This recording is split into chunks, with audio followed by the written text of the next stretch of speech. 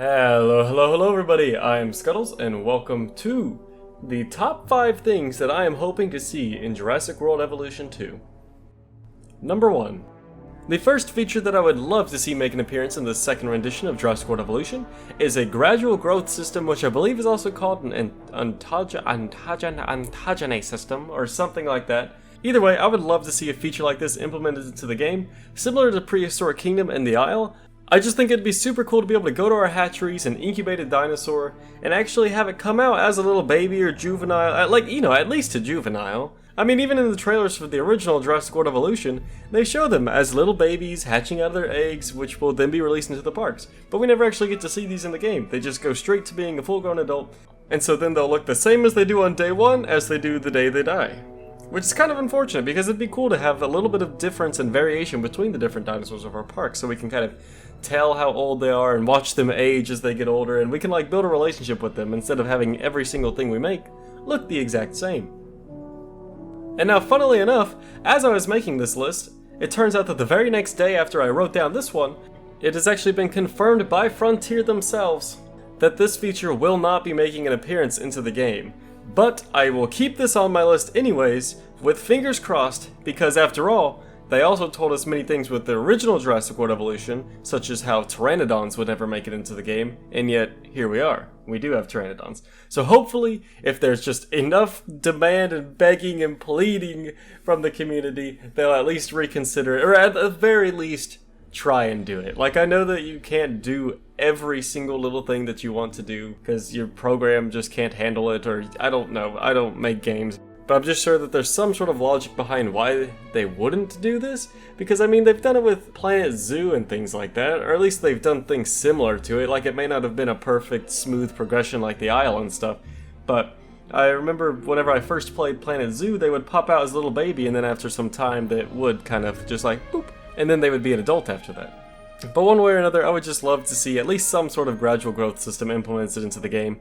And this may be asking too much, maybe a bit of a stretch, but I'm just going to leave this out here anyways, because it is one of my highest requests when it comes to park builder games, or just anything like this that has to do with animals that you can go and release into a zoo or something. I don't really know what I'm saying anymore. I just like the realism and the growth, the little babies. Number 2. Next up on the list, we have expanded dinosaur behaviors. So I'm going to need you to think back all the way to the good old days of Jurassic Park Operation Genesis and think about all the different behaviors that the creatures in that game had, and think about how cool it would be if those sort of mechanics and hunting behaviors and everything like that were implemented into the current Jurassic World Evolution games. I think that would be super cool. For instance, think back to how whenever the power went down, the raptors could climb the fences, or they would hunt in the packs, and there was herding between creatures.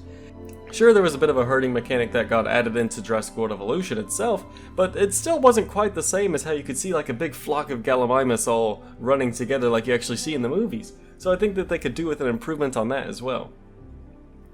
Furthermore, for some of these behaviors, I think it'd be awesome to have herbivores that could eat without feeders, so that we could have more of a Site B is Lasorna sort of thing going on, where we just have random herbivores and carnivores out in the wild doing their own thing.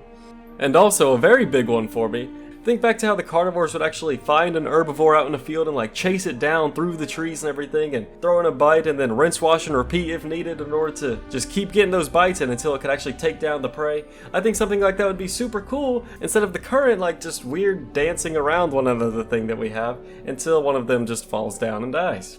And when I say this, I'm not saying to just totally throw out the whole idea of them squaring off to each other and doing their little circle fight, because I do think that that is neat, but I don't think that that should be the case in every single instance.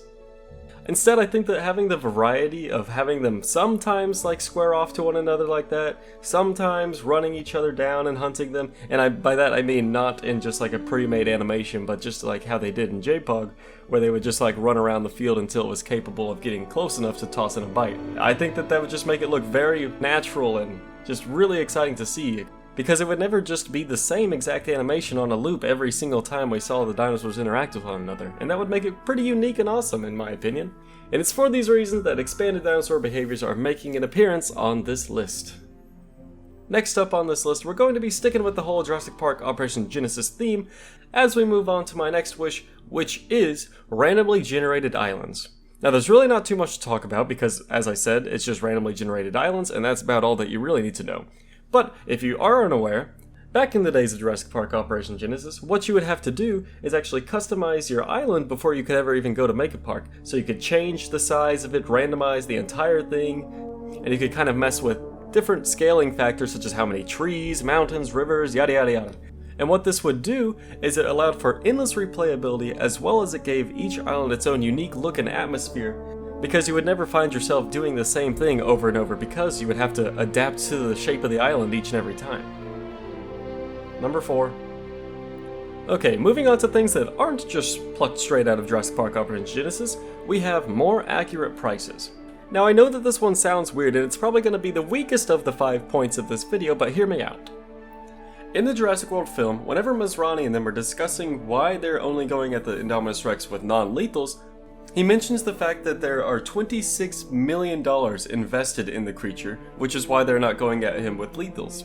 However, whenever you go to make this creature in Jurassic World Evolution, it is not this $26 million, but instead a mere $1.5 million. Now this is good and bad. It's great because we get these dinosaurs for cheaper, but here's why I think it's bad.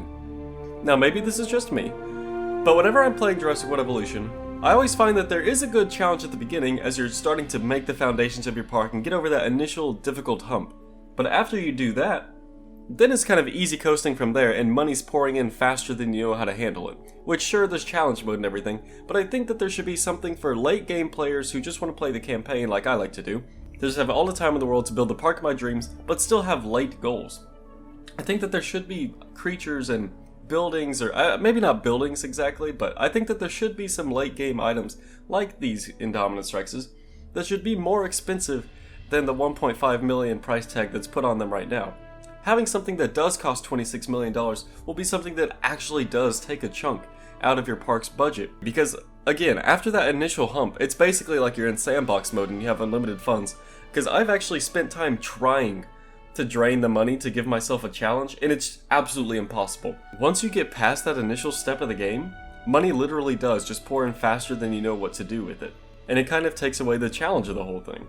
And now while I do think that some of the lesser dinos in the game should keep their cheap price tags in order for players to have something to start off the foundations of their park, I think that at least some of these creatures should at least be looked into getting more expensive price tags so that we do have these late game items to go for. So again, perhaps this is just a pet peeve of my own and nobody else can relate to this, but I do think that I would like to see something like this in the future so that there are more late game features to our parks. And lastly, coming in at number 5, we have the one feature that I think all of us can agree is the most important thing to appear in Jurassic World Evolution 2. Get Chris Pratt in the game.